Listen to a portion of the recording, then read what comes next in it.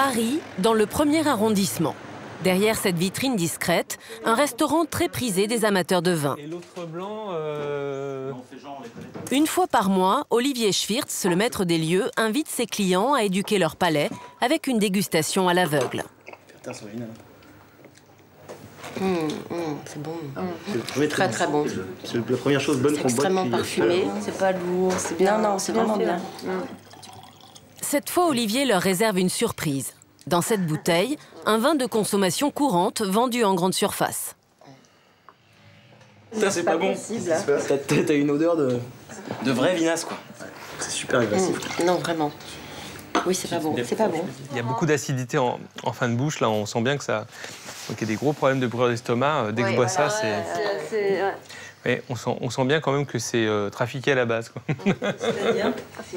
Vous ne pouvez pas savoir le nombre de choses qu'on peut rajouter dans la cave. Il y a des petits paquets argentés là qu'on peut rajouter un peu dans toutes les cuvées pour avoir des goûts différents, pour rectifier s'il y a trop d'acidité, pas assez, quoi. Bon, on peut faire absolument ce qu'on veut avec le vin. Ce caviste a raison. Aussi étonnant que cela puisse paraître, le vin, symbole du terroir français, n'est pas forcément un produit 100% naturel. La plupart des producteurs de vin utilisent des additifs chimiques qu'ils ajoutent dans leur cuve. Même si la majorité de ces produits est sans danger, le consommateur n'est jamais averti. À quoi servent ces additifs? Pourquoi ne sont-ils pas mentionnés sur les étiquettes de nos bouteilles? Nous avons découvert que pour vendre plus cher leur vin, certains producteurs rajoutent plus d'additifs, au-delà de la limite légale. Mais il y a plus grave. Le vignoble français consomme chaque année des milliers de tonnes de pesticides. Certains produits cancérigènes se retrouvent dans nos verres sous forme de résidus. Tous les vins sont-ils contaminés et sont-ils dangereux pour le consommateur? Pendant plusieurs mois, nous avons enquêté dans le vignoble français pour savoir pourquoi et comment certains producteurs de vin fabriquent ces cuvées chimiques.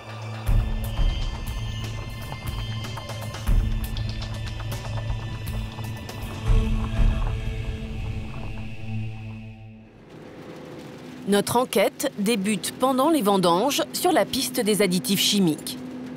Ici, sur des centaines d'hectares, le raisin est ramassé à la machine et non à la main. Il n'y a pas de vendangeur car la machine divise par 4 le coût de la récolte. En 2 semaines, des centaines de tonnes de raisins sont ramassées direction la plus grande cave coopérative de France. Peu de main-d'œuvre là aussi, presse automatisée, trieuse mécanique, fermentation accélérée. Nous sommes dans le temple de la viticulture moderne. 8 millions de litres de vin sont produits ici chaque année. Les 2/3 sont vendus en grande surface, entre 3 et 8 euros. À l'intérieur de la cave, des dizaines de cuves de plusieurs centaines d'hectolitres où sont élaborés vins rouges, blancs ou rosés.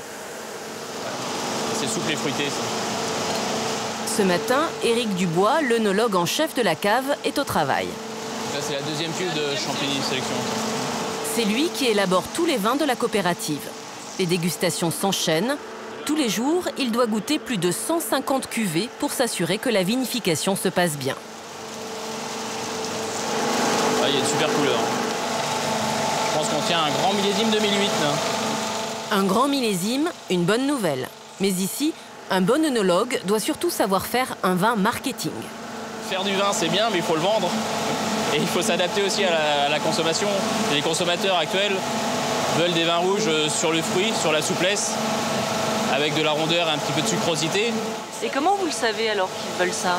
Parce qu'on a des études conso qui sont faites au niveau de la cave.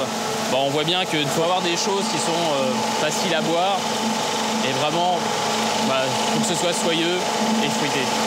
C'est le type de vin qui est très, très tendance. Alors, pour fabriquer un vin le plus tendance possible, certains producteurs de vin utilisent des artifices que vous ne soupçonnez pas. Des additifs qu'Éric Dubois, l'œnologue, n'a pas souhaité nous montrer. En insistant, il accepte tout de même de nous présenter un petit sachet qu'il ajoute dans le vin. C'est un paquet de levure sèche, active. Et en fait, qu'on utilise uniquement pour... il y a des levures naturelles au niveau des raisins. Et nous, on en rajoute uniquement pour être sûr. S'il est un peu gêné, c'est que ces levures ne proviennent pas de son terroir. Elles ont été cultivées en laboratoire. Ça vous intrigue, ce petit paquet?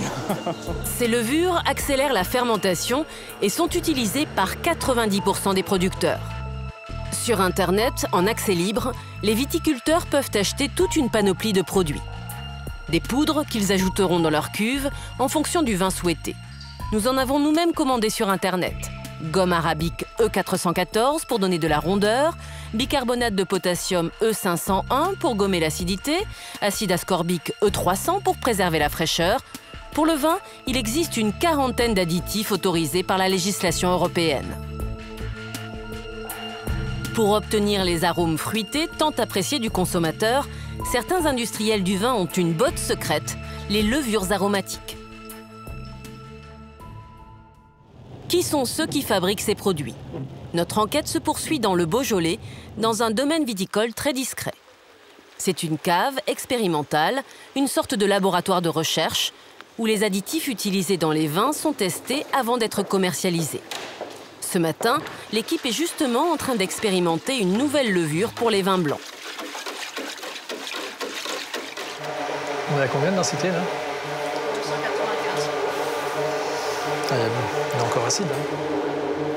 Jean-Luc Berger, le directeur technique, accepte de nous révéler les secrets de fabrication du vin industriel. Car les arômes du vin ne viendraient pas que du terroir. Souvenez-vous du fameux goût de banane qui a fait la renommée du Beaujolais nouveau. En fait, il provenait de la levure 71B qui a été expérimentée dans ce laboratoire. Dans le Beaujolais, c'était le produit star pendant 10 ans. Mais aujourd'hui, cette levure n'est plus à la mode. L'arôme de banane qui avait été en fait développé à une époque avec la 71B, c'est quelque chose que l'on a arrêté parce que justement c'était trop caricatural, c'est-à-dire que c'était une levure comme celle qu'on a utilisée là pour préparer, mais qui en fait était trop simple, ne donnait qu'un arôme dominant et du coup ça rendait le vin repérable quand il avait été fermenté par cette levure. Est-ce qu'il n'y a pas un peu de tromperie pour le consommateur? Je ne pense pas qu'il y ait tromperie du consommateur, simplement on a fiabilisé le process. Fiabiliser le process, autrement dit, faire baisser les coûts de production. Pourtant, il existe des levures naturellement présentes sur le raisin. Mais les industriels préfèrent utiliser des levures cultivées en laboratoire qui permettent une vinification plus rapide. Alors un vin fabriqué avec de tels additifs est-il encore un produit du terroir? Nous nous rendons en Alsace, sur le vignoble de Jean-Pierre Frick. Ici, il cultive ses vignes sans engrais ni pesticides chimiques. Les vendanges sont faites exclusivement à la main. On va changer de peigne bientôt. Hein. Si vous en mettez encore 3, 4, 5, c'est bon. Ouais. Au jus de raisin, ce vigneron ne rajoute aucun additif ni aucune levure. Pourtant, son vin est connu dans le monde entier et s'exporte même au Japon. Depuis 20 ans, Jean-Pierre Frick dénonce l'ajout de levures aromatiques par les industriels. Un vrai produit de terroir, on ne met pas d'additifs. Je suis désolé. Un vin de terroir, on ne met pas de levure qui oriente vers la cerise ou qui apporte plus de finesse ou plus d'ampleur. On laisse faire les levures qui sont issues de ce terroir. Ça, c'est du terroir. Donc, dans ce sens, il y a un petit peu... on prend quelquefois le consommateur pour un gogo. Dans les AOC, les appellations d'origine contrôlée, le levurage, à mon sens, devrait être interdit. Mais pour se passer totalement d'additifs et préserver le goût du terroir, Jean-Pierre exige un travail d'orfèvre à la vigne. Chaque grain est délicatement cueilli et trié à la main. Ça, c'est du vinaigré, là. Ça s'enlève, là. Il y en a très rarement, mais bon, ça, il faut le virer. Seules les plus belles grappes seront pressées pour faire du vin. C'est une grappe qui est bien aérée et qui est entière. Il n'y a pas beaucoup de grains qui sont écrabouillés et ça, pour nous, c'est important. Pourquoi? Parce que quand c'est écrabouillé, on a plus de verdeur dans les vins. Ben, le goût est un petit peu amer, vert. Qu'est-ce qui se passerait avec une machine, alors, par exemple? Ben, une machine, elle prend tout et puis, dans ce cas-là, on sulfite pour aseptiser tout ça, quoi. Les sulfites, encore un nouvel additif chimique utilisé par 99% des producteurs de vin. Problème, ce produit-là n'est pas totalement inoffensif pour le consommateur. Pour mieux comprendre, nous retournons dans le laboratoire de recherche du Beaujolais. Démonstration avec cette bonbonne verte. Donc voilà la réserve de sulfite. Les sulfites, c'est du soufre à l'état gazeux que les vignerons injectent dans les cuves. Un conservateur très efficace qui empêche le vin de tourner au vinaigre. Mais c'est aussi un produit toxique, car si les dosages sont très contrôlés, il y a toujours un risque pour la santé du consommateur. Qu'est-ce qui peut leur arriver à ces gens-là? Alors, il peut y avoir des réactions cutanées de type allergique, en fait. Mais ce ne sont pas véritablement des allergies, mais c'est des réactions de type allergique. Ça provoque aussi des maux de tête, par exemple, quand des vins sont trop sulfités au niveau des gens qui consomment du vin. Et pourquoi est-ce qu'on continue à l'utiliser alors? La raison pour laquelle on l'utilise, c'est que malgré ces inconvénients sur le plan de la santé, on n'a pas trouvé des produits plus intéressants que le SO2. Depuis 2 ans, sur toutes les bouteilles de vin, un logo avertit les femmes enceintes qu'elles ne doivent pas consommer d'alcool. Et depuis peu, est aussi apparue en petits caractères cette mention « contient des sulfites ». Personne n'y prête attention, à part les asthmatiques. Ce sont eux les plus sensibles aux sulfites. Ils risquent des troubles respiratoires et même des pertes de connaissance. Or, il suffit de boire 4 verres de certains vins liquoreux pour dépasser la dose journalière recommandée. En plus d'être dangereux pour la santé, les sulfites peuvent aussi dénaturer le goût du vin. Retour en Alsace, chez le vigneron qui travaille sans additifs chimiques. Ce matin, Jean-Pierre Frick accueille un couple de restaurateurs qui a décidé de se tourner vers des vins plus naturels. Alors, est-ce que je vous propose un tout petit peu d'eau, d'abord? Oui. Pour se rincer un petit peu le... Volontiers. Ils viennent de parcourir 800 km pour s'approvisionner chez Jean-Pierre Frick.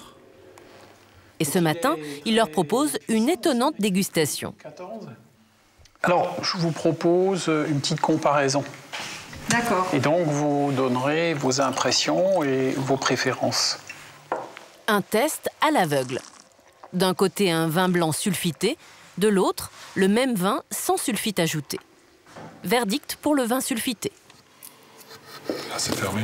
Oui, il est très fermé. Oui. Il n'y a pas d'odeur particulière. Lequel? Celui-là, là. Bien, on a pas Il reste collé. On peut le jeter. Tu fais ce que tu veux. Quant au vin sans sulfite... Alors, moi, j'aime bien la couleur, déjà. Au nez, on sent qu'il est un peu pierre... Minéral, oui, minéral, hein. Caillou. Mais moi, je préfère le deuxième. Ça fait appel à mes souvenirs d'abricots, un peu fruits confits. Et puis au palais, je le préfère. Quand on peut revenir vers le bio, j'avoue qu'on vient vers le bio. Pourquoi?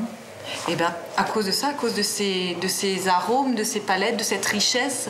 Et, point de vue santé, je pense qu'il n'y a pas photo. Hein. Pourquoi? Qu'est-ce qui se passe? On n'a pas de gueule de bois, quoi. On n'a pas mal aux cheveux, hein. Ça, c'est clair, hein. C'est clair. Moi, j'ai pas mal aux cheveux quand je bois bio, hein. Et je picole, hein. Mais le vin bio n'est pas forcément sans additifs chimiques. Le label AB garantit seulement l'absence de pesticides dans les vignes, mais il autorise l'ajout de sulfites ou de levures aromatiques dans les cuves. Seuls les vins naturels sans soufre, comme ceux de Jean-Pierre, sont fabriqués sans produits chimiques. Mais ces vins n'ont pas de label, alors difficile de s'y retrouver. Certains vignerons militent pour plus de transparence sur le contenu des bouteilles. Moi, je suis favorable à ce qu'on mette tout ce qui est dedans.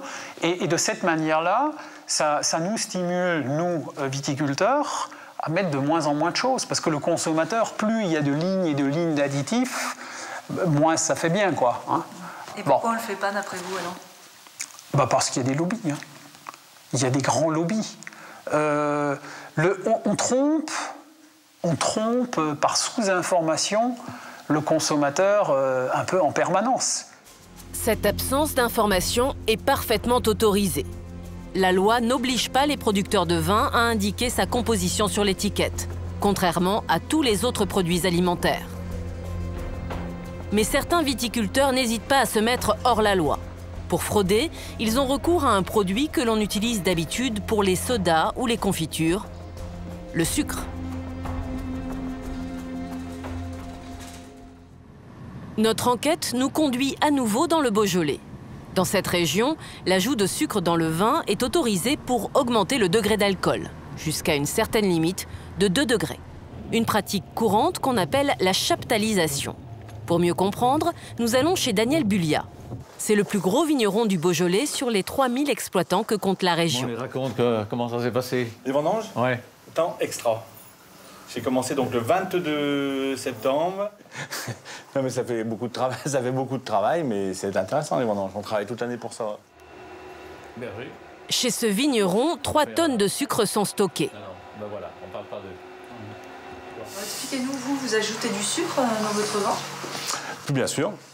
Bien sûr, j'ajoute du sucre dans mon vin. Et c'est vrai que la réglementation aujourd'hui nous autorise à chaptaliser en Beaujolais et en Bourgogne, dans toute notre zone de production, à 2 degrés, c'est-à-dire que ça correspond à 36 grammes, pour être précis, à 36 grammes de sucre par litre. C'est pas du tout tabou, puisque ça améliore la qualité, c'est réglementé, c'est contrôlé par nos administrations très sévèrement.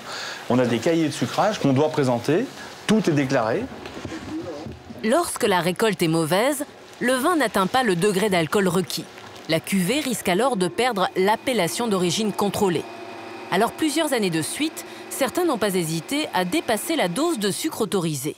C'est ce qu'on appelle la surchaptalisation, une pratique interdite qui met en colère les représentants des vins du Beaujolais. Est-ce que c'est quelque chose qui n'est pas une pratique courante dans la région?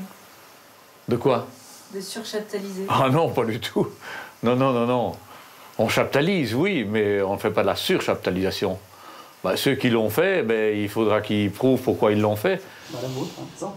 Si c'est pour mettre 1 kilo de sucre de plus parce qu'ils n'avaient pas le degré, on ne va pas jeter la pierre. Mais si c'est pour pouvoir faire des vins qui n'avaient pas droit à l'appellation, alors on est très déçus parce que c'est pas correct. Et là, alors, ce sont des faux frères. Donc là, on n'est pas d'accord. Des faux frères. Le président des vins du Beaujolais parle de 53 viticulteurs qui auraient fraudé pour obtenir l'AOC et vendre ainsi leur vin 2 fois plus cher. En 2004, ils auraient acheté sans facture 600 tonnes de sucre avec la complicité de plusieurs enseignes de la grande distribution. Tout est parti de ce supermarché situé dans une petite ville de l'Ain. En 2006, les agents de la répression des fraudes constatent une anomalie dans les stocks de sucre du magasin. Ils découvrent que des centaines de palettes auraient été vendues sans facture à des transporteurs routiers. Un marché parallèle dans lequel 4 directeurs de magasins de la même enseigne sont impliqués. Sur cette affaire, la direction générale de la chaîne de supermarchés ne souhaite pas s'exprimer. Nous tentons de rencontrer l'un des transporteurs routiers qui aurait écoulé une grande partie des 600 tonnes de sucre en provenance des supermarchés. Bonjour. On cherche monsieur. Il est là? Rien à me reprocher. Moi, j'ai qu'une chose à moi. Vous savez ce que je vous ai dit? J'ai acheté sans facture, j'ai revendu sans facture.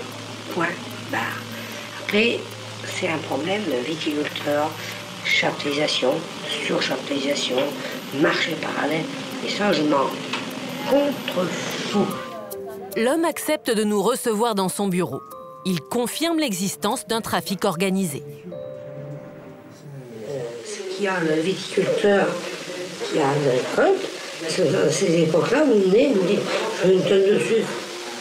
Alors, une tonne de sucre, moi je suis commerçant. Bon, je suis magouilleur comme tout à l'heure. Je vais voir une palette de sucre, elle m'a payé un camion qui n'y passe pas. Mais pourquoi sans facture? C'était quoi le... Parce que ces gens-là, ils dépassaient le quota. Mais c'était sur combien d'années tout ça?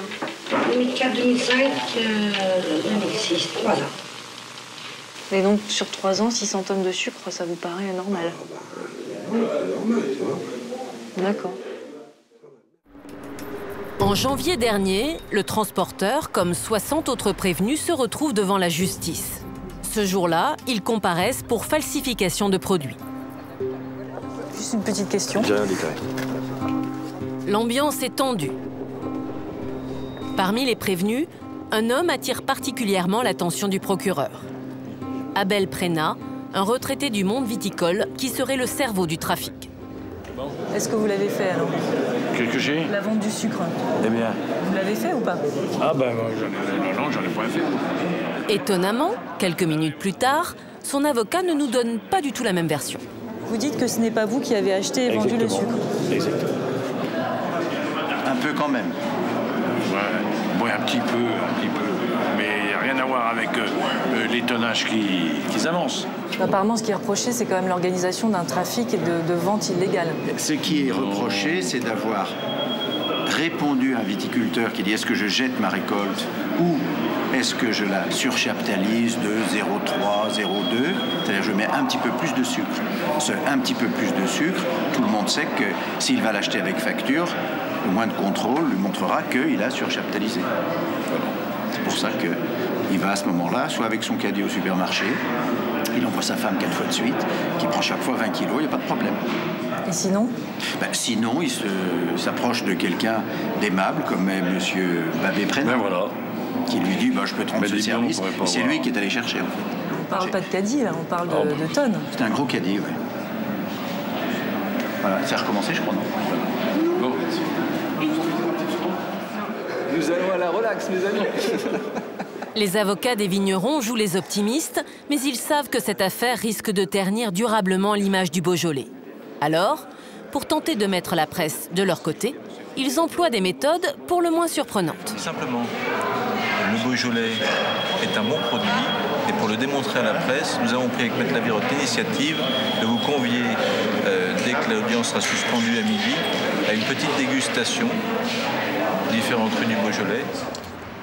Juste en face du palais de justice, les avocats nous reçoivent dans leur cabinet. Toute la presse est conviée.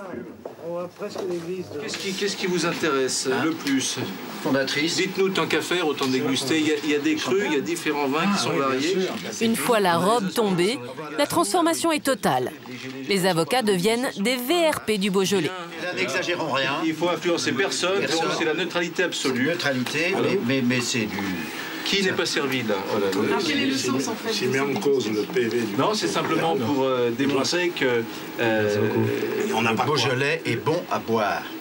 Le Beaujolais est un vin, c'est vrai, on a dit que c'était un vin de soif, on a dit que c'était un vin qui n'était pas forcément très organoleptique.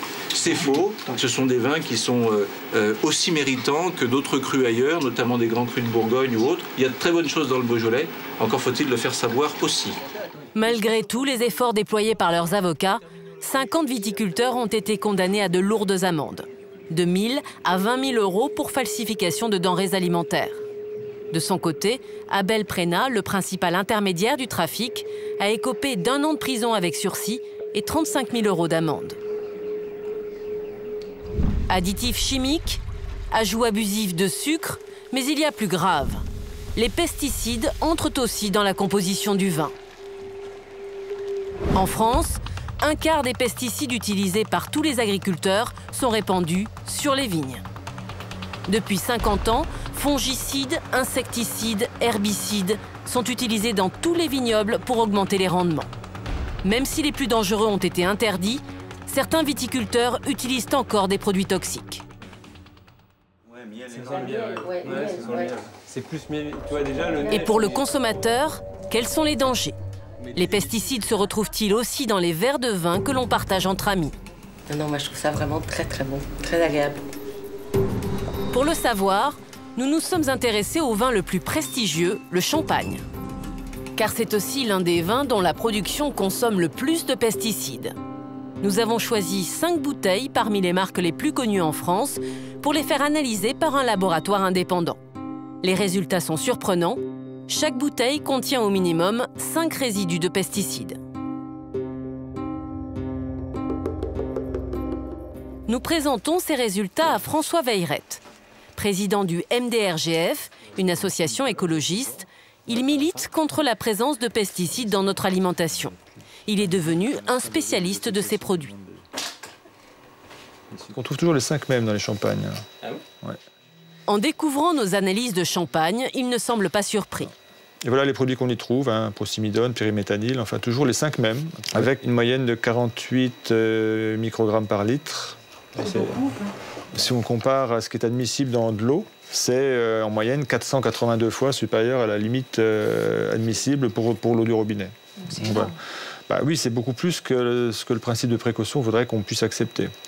Après ça ne veut pas dire que vous allez vous effondrer après avoir bu mort après avoir bu 2 coupes de champagne, forcément, mais ça veut dire que vous avez un niveau de contamination de ces produits-là qui sont des produits quand même inquiétants. Certains sont cancérigènes, possibles, probables, certains sont perturbateurs du système hormonal.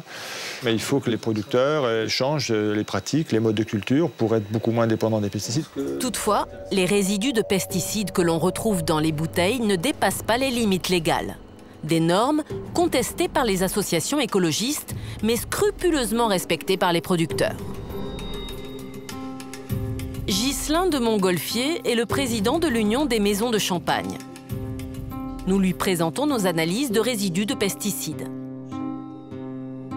200 pesticides. Donc vous avez fait un beau travail, hein, parce que vous avez cherché 200, si je puis dire, vous avez presque cherché la petite bête. La présence de résidus dans chaque bouteille ne semble pas l'inquiéter pour autant. En fait, il faudrait boire environ 1000 bouteilles, 500 bouteilles, 200 bouteilles, ça va dépendre un peu d'un produit à l'autre par jour, pour entrer dans une éventuelle toxicité. Donc je ne pense pas que, à la vue rapide de cette analyse, il y a un danger. C'est toujours intéressant à avoir, mais là, on n'est pas en danger. Enfin, je suis obligé de déconseiller de boire 100 ou 200 bouteilles de champagne par jour. Des pesticides, on n'en trouve pas que dans le champagne. La plupart des vins en contiendraient. En 2008, le MDRGF fait analyser par un laboratoire indépendant une quarantaine de Bordeaux ou de Bourgogne, mais aussi des vins allemands ou chiliens. Résultat, dans 100% des vins analysés, et même les grands crus, on retrouve des résidus de pesticides. Même si les lobbies du champagne et du vin se veulent rassurants, certains scientifiques considèrent ces résidus de quelques microgrammes dangereux pour la santé. Le professeur Bellepomme est un cancérologue engagé qui dénonce régulièrement les dangers des pesticides. Les pesticides sont des substances CMR, c'est-à-dire cancérigènes, mutagènes et reprotoxiques. Ceci est amplement démontré non pas par des centaines d'articles, mais par des milliers d'articles scientifiques, de publications scientifiques avec comité de lecture. Et donc, on sait maintenant pertinemment que c'est pas la dose qui fait le poison, mais c'est la répétition des doses qui fait le poison. Autrement dit, lorsqu'on a des faibles doses dans du vin ou dans tout autre aliment, c'est cancérigène à terme. Est-ce qu'on peut consommer encore du vin aujourd'hui? C'est dangereux ou pas? On peut consommer encore du vin aujourd'hui à condition de le consommer de façon modérée et, si vous voulez, à condition que ce vin, on sache d'où il vienne, que ce soit un vin de qualité et, bien sûr, qu'il y ait le moins possible de pesticides, si ce n'est aucun pesticide dedans. Comment les fabricants de pesticides expliquent-ils la présence de ces résidus dans les vins? Comment communiquent-ils sur leurs produits? Pour le savoir, nous nous rendons au Salon de l'Agriculture. Au milieu des espaces de dégustation, un stand un peu particulier, celui de l'UIPP, l'Union de l'Industrie de Protection des Plantes. Un nom bucolique, derrière lequel se cache en réalité le lobby des pesticides. Derrière cette vitre, une animation présente aux visiteurs un vin fabriqué sans pesticides. Il a tourné le pinard. Hein. Donc ce vin, lorsqu'on le sent, il sent le vinaigre. Donc évidemment, ici, le représentant de l'industrie chimique explique aux consommateurs qu'un vin réalisé sans pesticides est imbuvable. Lorsqu'on ne met pas de pesticides, en général, vous n'avez pas de vin. Le problème, c'est que ce n'est pas tout à fait vrai. Lorsqu'on le pousse dans ses retranchements, il finit par l'admettre. Mais un bon vin n'est pas forcément issu de raisins traités aux pesticides. Non, parce que le bon vin, il est lié à la vinification. Enfin, il faut déjà du bon raisin. Avec du bon raisin, il faut faire du mauvais vin ou du bon vin. Donc après, c'est plus le savoir-faire du viticulteur et du vigneron, pas du viticulteur, du vigneron. C'est un peu un raccourci ce que vous montrez là quand même. Si vous voulez, c'est des messages qu'il faut simple. Il faut essayer d'expliquer simplement ce qui se passe.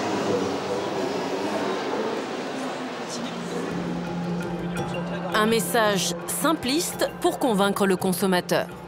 Et quand on aborde la question délicate des résidus dans les bouteilles, le discours est tout aussi rodé. Vous savez que dans certaines études, on a retrouvé des résidus de pesticides dans les vins. Qu'est-ce que vous en pensez? Alors, c'est normal? Alors, le fait que l'on puisse retrouver des traces, donc des résidus de produits sur les denrées végétales en général et sur le raisin en particulier, est quelque chose qui peut s'expliquer. Si on traite trop tard par rapport à la vendange, donc avec des doses qui ne sont pas les doses autorisées, il y a un dépassement de dose et donc on peut retrouver des traces. En résumé, les vignerons seraient les seuls responsables. Pourtant, dans le milieu du vin, ce n'est pas l'avis de tout le monde. Nous sommes dans la région de Sancerre. Pour la première fois, cet homme accepte de s'exprimer devant une caméra. Pendant 30 ans, Jean-Marie Balland a travaillé pour les industriels. Sa mission, vendre des pesticides aux vignerons. Aujourd'hui, il a changé de métier et dénonce les dégâts causés par ces produits. J'en veux aux producteurs de pesticides parce que leur message est malhonnête. On a toujours tendance à vouloir vous expliquer qu'avec les pesticides, on a des beaux produits, on va nourrir le monde, etc. C'est pas vrai. C'est pas vrai. Et comment vous expliquez cette course infernale au cycle chimique, finalement? Ah, c'est un merveilleux parfum d'oseille. Juste l'argent. L'argent, c'est tout. C'est juste une question économique. Une course au profit dangereuse pour l'environnement et la santé. Pour Jean-Marie Balland, si on trouve des résidus de pesticides dans les vins, c'est surtout parce que les vendeurs de ces produits poussent les vignerons à multiplier les traitements. Quand on trouve un vigneron qui est prêt à accepter de consommer, qui a peur pour avoir manqué un seul traitement de perdre toute sa récolte, même si le risque n'existe que dans sa tête, eh bien on va continuer à lui vendre un produit. On ne va pas l'en dissuader. C'est une consommation systématique. Une surconsommation qui entraîne la présence de résidus cancérigènes dans les bouteilles. Et ce n'est pas tout. D'après certains scientifiques, les pesticides appauvrissent le terroir et dégradent le goût du vin.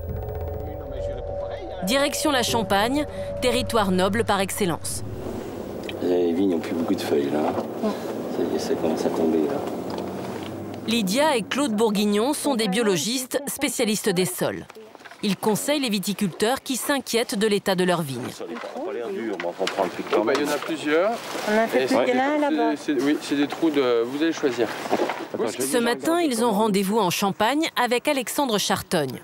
Ce jeune vigneron a été obligé d'arracher toutes ses vignes après 30 ans de traitement aux pesticides.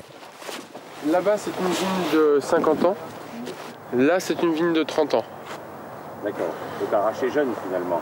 Arrachée jeune pour la raison qu'on voit. Elle avait vraiment des problèmes d'alimentation. Ah oui, t'as vu sans enracinement, hein? Ah oui, t'as vu, regarde, il est tout superficiel, regarde. Ouais, les racines étaient à l'horizontale. T'as vu les baguettes que t'as, là? Regarde, elles sont toutes droites, là. L'utilisation intensive de produits chimiques appauvrit peu à peu le sol. Les racines des vignes finissent par remonter à la surface. Comme les racines sont en superficie, vous n'avez plus de goût du fond. Alors qu'au fond, vous avez vraiment le terroir, la typicité du vin. Vous voyez, regardez là, pour montrer. Vous voyez ici, là. Un sol comme celui-ci, ce n'est pas une exception. D'après les analyses de Claude et Lydia Bourguignon, en France, 80% des sols seraient en mauvais état. Pour redonner vie à son terroir, Alexandre a décidé de se convertir en culture biologique. Une solution loin d'être idéale. À la place des pesticides chimiques, il utilise du cuivre, un produit naturel. Le problème, c'est que le cuivre pollue les sols. On passe le cuivre à peu près tous les 7 jours et on diminue les doses au maximum. Voilà. Pourquoi? Parce que la dose du cuivre est néfaste pour le sol comme elle peut être néfaste pour la plante. Donc, tout normalement, il faut essayer d'en mettre le moins possible pour laisser la vigne se développer dans les meilleures conditions. La culture biologique peut être aussi néfaste pour l'environnement. Malgré tout, elle permet de protéger la santé des vignerons, car ce sont eux les premières victimes des produits de traitement. Raymond Manchon est viticulteur près de Perpignan. Il y a 3 ans, il a failli mourir d'une aplasie, une maladie grave de la moelle osseuse qui serait liée aux pesticides. Depuis 20 ans, il pulvérise de nombreux produits chimiques sur ses vignes. Aujourd'hui, Il est guéri de sa maladie, mais il les utilise encore. C'est dans ce local sécurisé qu'il les conserve. C'est le début de stock de désherbants, donc ils vont passer dans les vignes dans les jours ou les semaines qui viennent. J'évite de stocker davantage que ça, quoi. Parce que ça me fait flipper. J'ai peur, c'est dangereux, j'ai des enfants pas loin. J'aime pas stocker ces choses-là, quoi. Un masque cartouche charbon actif. J'ai toujours une d'avance aussi, il y en a un qui est là-bas. Raymond Manchon est d'autant plus inquiet qu'il a toujours utilisé masques, gants et combinaisons étanches pour traiter ses vignes. De façon systématique, depuis 10 ans, je me protège. Entre-temps, j'ai failli crever quand même. Vous étiez conscient de ces dangers-là ou vous les avez découverts? Je les ai découverts en tombant malade. J'étais informé. Mais bon, on a toujours l'impression que ça n'arrive qu'aux autres. Pris au piège, il est contraint d'utiliser ces produits chimiques. Il travaille au sein d'une coopérative qui vend sa production aux chaînes de supermarchés. Et en 5 ans seulement, la grande distribution leur a imposé de diviser par 3 le prix du vin. Normalement, il faudrait attacher juste avant ce niveau-là, parce que là, ça devient très fragile. Comme beaucoup de viticulteurs de la région, Raymond survit grâce au salaire de sa femme, fonctionnaire. Il n'a donc pas les moyens de se reconvertir en culture biologique. On est pris dans l'engrenage des circuits longs de la grande distribution. Les intermédiaires s'octroient la part du lion en matière de marge bénéficiaire. Et recourir au bio, nous convertir au bio, nous demande de travailler avec 30% de coûts de production supplémentaires. Les produits chimiques sont encore, pour moi, la seule solution d'amener des récoltes à terme. Une solution rentable, mais potentiellement dangereuse. Malgré tout, Raymond Manchon espère un jour tourner définitivement le dos au vin chimique. Je rêve de faire ce genre de vin, en bio et en vinif naturel. C'est-à-dire? C'est-à-dire sans levure sélectionnée, uniquement en levure indigène, sans apport de soufre. L'expression la plus pure possible du terroir. Lueur d'espoir, d'ici 10 ans, dans le vignoble français, la consommation des pesticides doit chuter de 50% en application du Grenelle de l'environnement. De plus en plus de vignerons produisent des cuvées sans additifs qu'ils exportent dans le monde entier. Le retour à des vins sains et naturels peut être l'occasion pour la France de s'imposer face à la concurrence du Nouveau Monde.